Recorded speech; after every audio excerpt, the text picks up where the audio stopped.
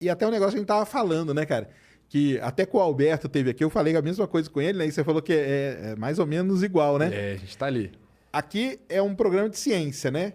E a área de vocês, ela navega numa lâmina ali, né? Cara, tá, se você pisar um pouco mais pra lá, Cai entre ciência e pseudociência, Tem. essa coisa toda, né? Quando você fala de linguagem corporal, né? Aí você fala assim, pô, beleza, igual linguagem corporal, microexpressões faciais e avaliação da desonestidade, detecção de mentira. Tem que ter essa distinção entre as três, né? Mas quando você fala linguagem corporal na cabeça da pessoa, já abarca desde o cara que fala que dá pra ver a forma do corpo e ler a sua personalidade, até, por exemplo, o cara que fala, o Sapolsky fala isso também no livro Comporte-se dele, né, sobre alguns comportamentos que são orgânicos, né, que ele constata, por exemplo, em primatas, comportamentos de dominação. Por exemplo, estufar o peito, elevar o queixo, né? Entendi. Então, o que é científico e o que não é? Separar isso. Isso, entendeu? Separar. É complicado. E isso é até engraçado porque bate no começo da história do Metaforando. Né? Aí, Eu ó. começo metaforando nessa linha. Eu começo lá em meados de 2016. Metaforando antes ia chamar Psicopop. Psicopop? Nome bem diferente, né? Na minha visão, era para ser algo mais voltado para psicologia, de forma um pouco mais tranquila. Eu falei, mas eu não sou o cara da psicologia, né? Então não vou seguir nessa linha.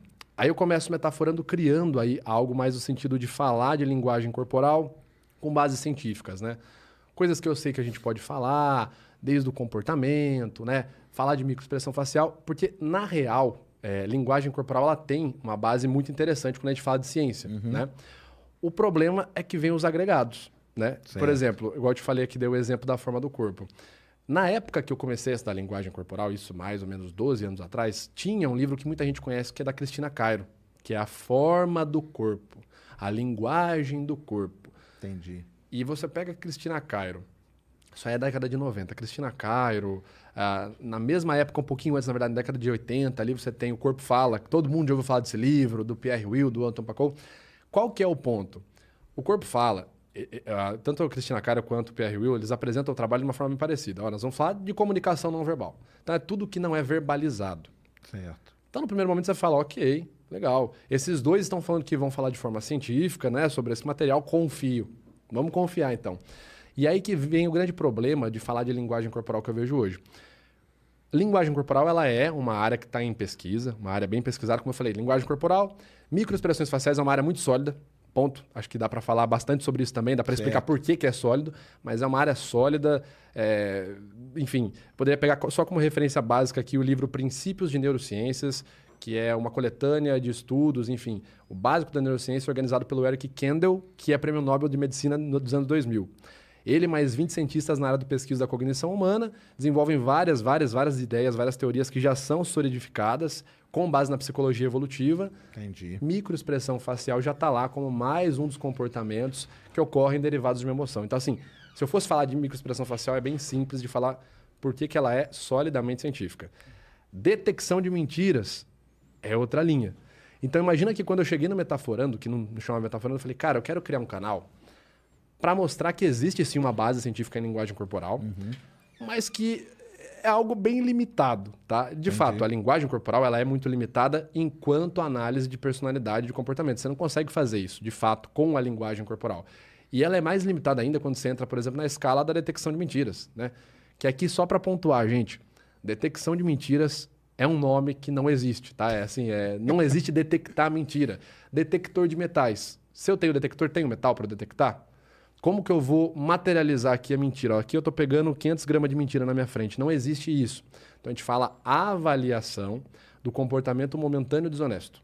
Porque naquele momento... Esse é o nome, o nome científico do negócio. O nome científico seria avaliação da conduta desonesta, exato. Porque naquele momento eu consigo validar em porcentagens o quão a pessoa está para honestidade e desonestidade, só naquele momento. Né? Fazendo uma avaliação pregressa da vida dela, do histórico de vida dela, da linha de base, e corroborando a minha análise com contexto e evidências. Não só na análise de linguagem corporal. Preciso de substância, provas materiais, para falar que a pessoa mentiu. A linguagem corporal não vai estar sozinha nunca, né? Não. E é até engraçado, né? Eu começo metaforando, então, nisso, vou começar a falar dessa área, e no começo já recebo pedrada, né? Quando eu comecei a falar de linguagem corporal, isso 2016, finalzinho de 2016, o eco que tinha da linguagem corporal ainda era esse misticismo. Eu até comentei com você, né? Certo. Era a galera falando, por exemplo, você olhou pro lado, eu sei o que você tá pensando. Olhou pra direita, pra cima. Olhou pra baixo, pra esquerda. Essa merda aí. Exatamente. Cara, isso tinha um eco muito forte, né? E quando eu comecei a falar, não, calma aí. Primeiro que é até engraçado você ver o efeito disso, né? Eu fiz uma pesquisa no Google Trends, na época, de 2017 para frente, como que pesquisa sobre linguagem corporal subiu, né? Por que será? Não sei, foi o ano que meu canal estourou. Não Certo. sei se é por causa disso, Mas né? você acha que teve algum movimento mundial, alguma coisa assim? Alguma Cara. série? Porque às vezes tem algum filme, alguma série que Legal. ajuda, né? Pôr isso pra cima. Cara, Light to Me ele é 2009 até 2011, então acho que não, né? Os canais gringos, né? Porque atualmente o Metaforando ele é o maior canal de linguagem corporal do mundo, né? Certo. A gente é o maior do mundo. Então os gringos na época, o Charisma Command, a galera do Faz Decoder, a galera não era muito, assim, já era estabilizada, não era uma novidade, né? E tanto quando eu criei o canal, eu falei, cara, eu vou fazer os vídeos, foi engraçado. Meu pai falou assim, você vai criar um canal só para mostrar sobre a ciência que você estuda e tal. Você não acha que é melhor fazer um canal de pegadinha, não? Não acha que vai dar mais view? Vai dar mais dinheiro? Eu falei, não, pô, mas eu quero mostrar, pô, eu tô estudando a área, caramba, tal. Você estudava isso aí? Sim, sim. Era sim. você fazia o quê? Sim. Faculdade? O que você fazia na Cara, época? eu fazia psico na época. Certo. Tava fazendo psicologia, tranquei por causa do canal. Não teve como Entendi. manter as coisas, né? Mas já tinha graduações na área, né? A formação por exemplo, tinha graduações em neuroanatomia básica, neurociência básica, formações que a gente fala, especializações bem básicas, né? Uma carga horária ali de menos de 20 horas, entendeu? Certo. Então, essas formações básicas é porque para você fazer uma perícia técnica, né, o perito judicial, por exemplo, ou assistente privado, ele tem que demonstrar graduação técnica na área dele. Por exemplo, balística.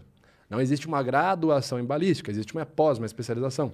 Mas, por exemplo, grafotécnica, que é a avaliação da veracidade do documento. Não existe uma faculdade de grafotécnica, né? Entendi. Então, a minha graduação em perito facial, perito técnico das expressões faciais, ela se dá, né, nesse valor de técnico, né, de formação técnica mesmo. Entendi. E aí sim, já tinha estudado já estava com essas graduações. Inclusive, o ano que o Metaforando estourou foi o ano que eu consegui, em 2018, o ano que eu consegui minha graduação passei no exame, né, o FACS Final Test, que é o exame que atesta que você é versado, você entende da anatomia da face humana e você sabe aplicar o sistema FACS. Né? Certo. O FACS é o Facial Action Coding System, que nada tem a ver com avaliação da emoção. Ele é um sistema taxonômico da face. Entendi. Né? Do FACS você tem os catálogos, o MFACS, que seria o Emotional FACS, que é uma porção das expressões faciais que são catalogáveis, né? Que estão associadas Isso às emoções. quem reuniu foi o quê? Foi psicólogos no mundo todo? Foi o quê? Nossa, cara, quem começa com isso é longe, mas o FACS ele é principalmente escrito, né, nos seus primeiros modelos. Ele é formulado, primeiramente, por Sylvan Tompkins, que é um psicólogo, PhD, no final da década de 60. Ele formula o FAST, que é o FAST significa Facial Affective Score Technique. Então, ele formula o FAST primeiro, Certo. que era um sistema voltado apenas para marcar, né, para fazer o score de expressões emocionais na face. Isso partindo da teoria da universalidade das emoções, que é proposta inicialmente por Darwin, né, em paralelo, ela sai como um apêndice ali da pesquisa dele sobre a seleção natural. É desenvolvida e articulada por nomes, né, na área da psicologia e da psiquiatria, como Guillaume Duchamp, neurofisiologista francês, ainda no século XIX. Ou você tem no século XX os psiquiatras Haggard e Isaacs, que descobrem o que eles chamam de movimentos micromomentâneos.